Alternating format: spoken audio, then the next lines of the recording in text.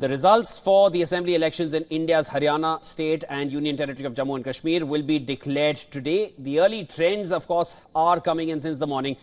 In the latest, they're showing the Congress and National Conference alliance in Jammu and Kashmir. They're in the lead, and Congress is, of course, the BJP is now leading in Haryana as far as the trends are concerned. While elections were held in 3 phases in Jammu and Kashmir, Haryana went to polls in a single phase on the 5th of October. In Haryana, 93 counting centres have been set up across 90 assembly constituencies in 22 districts. More than 1,000 candidates, including 464 independents and 101 women, are in the fray.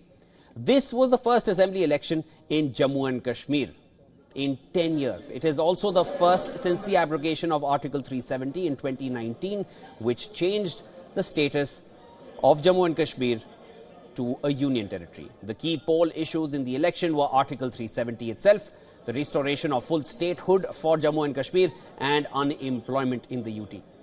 According to Election Commission officials, a 3-tier security setup has been put in place at all the counting centres to ensure that all goes well in the restive union territory. The fate of 873 candidates vying for a seat in the 90-member House is expected to be revealed by Tuesday evening, that is today.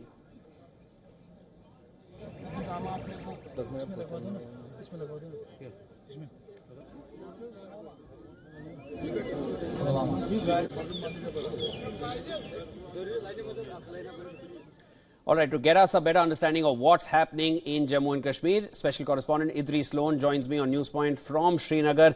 Idris, again, I'm coming to you after every hour. Give us a sense of what is the latest. I think as we are looking at these trends coming in, it seems that what the exit polls were suggesting was pretty much accurate as far as Jammu and Kashmir is concerned. Give us more.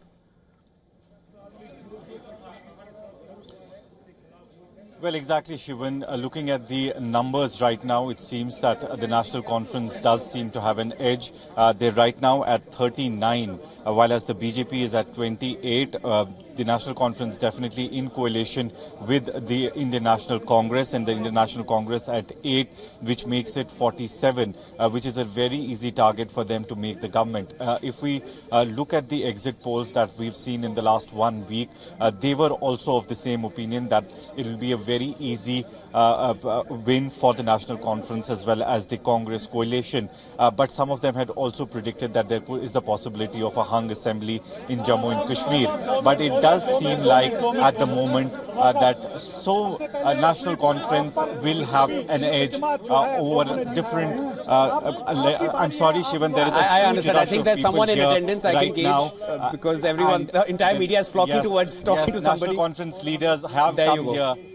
National Conference leaders have arrived at Srinagar's polling booth, where most of the seats, especially in Srinagar, they are leading. There is a leader from National Conference, Salman Ali Sagar, who's right now here and he's talking to media.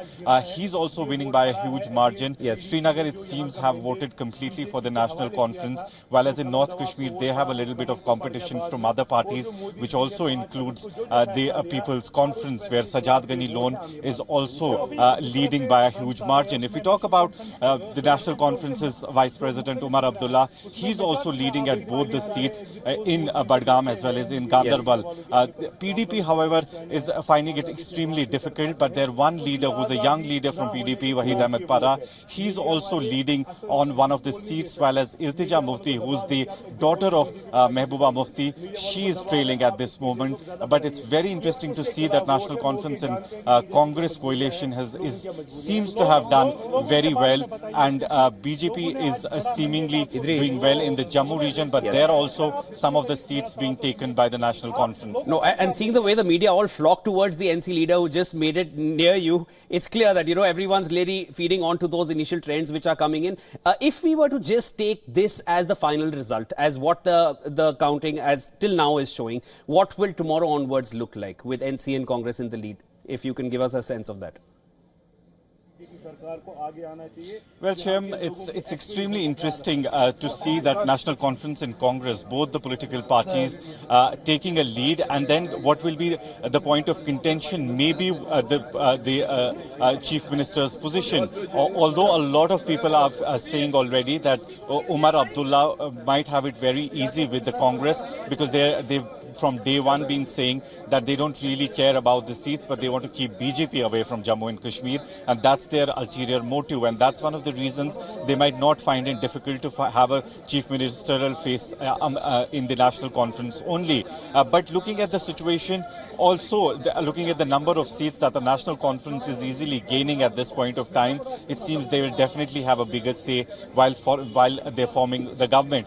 However, we also saw that just before the counting of the polls, Mehbooba Mufti also hinted that if at all there is a requirement by the National Conference and Congress government of some support from their party, she is willing to do that. She will support them unconditionally if at all that is required. And we also spoke to Dr. Farooq Abdullah yesterday, who said he also welcomes the statement and he would want as many like-minded parties to be a part of this coalition as much they can have. Absolutely, Idris. And PDP has been giving those hints since a while that they may just join the coalition if it is required. Of course, PDP has suffered a major loss till now, but then they would be willing to join one side, and clearly it's the Congress and the ANC. Thank you for getting us the latest, Idris. We'll connect with you later in the day for more. That was Idris Loan getting us the latest from Srinagar.